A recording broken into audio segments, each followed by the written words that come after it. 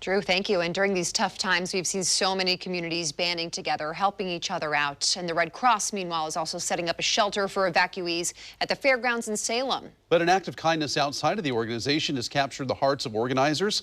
Fox 12's CAMILA ORTI has the story. I'm standing across the street from the expo center where some evacuees are staying in RVs or their own cars as they await news about their own homes, if they can go home and if they have a home to go back to.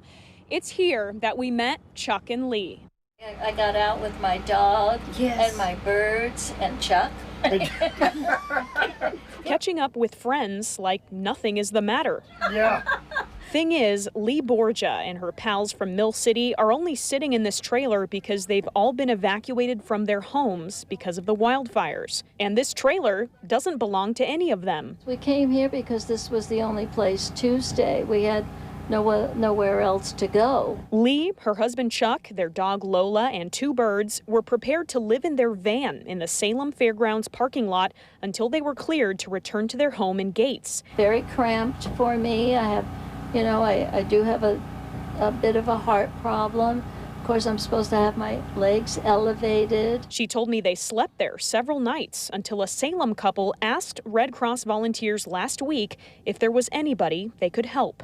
They gave us a license plate of a car, and we went up and asked them if they would like our trailer. I said, wow, this was heaven sent.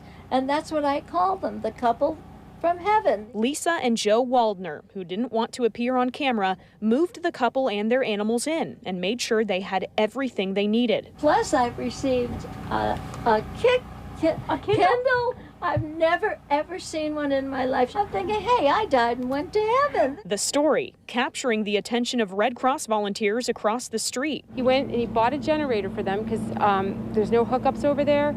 And then every 12 hours he drives over here and he fills the generator with gas. And then he just does a general checkup. Nobody asked this man to do this. He and his wife did this on their own. Lee told me the gesture took her breath away, an act of kindness turning into something more. We keep telling them that we've adopted them. I just keep reassuring her, as long as you need it, it's there. Right. Whether it's at the fairgrounds or whether we move it somewhere else, but that's their home away from home. Chuck wasn't up for being on camera tonight. That's why you didn't see him in the story, but he did tell me he's very grateful.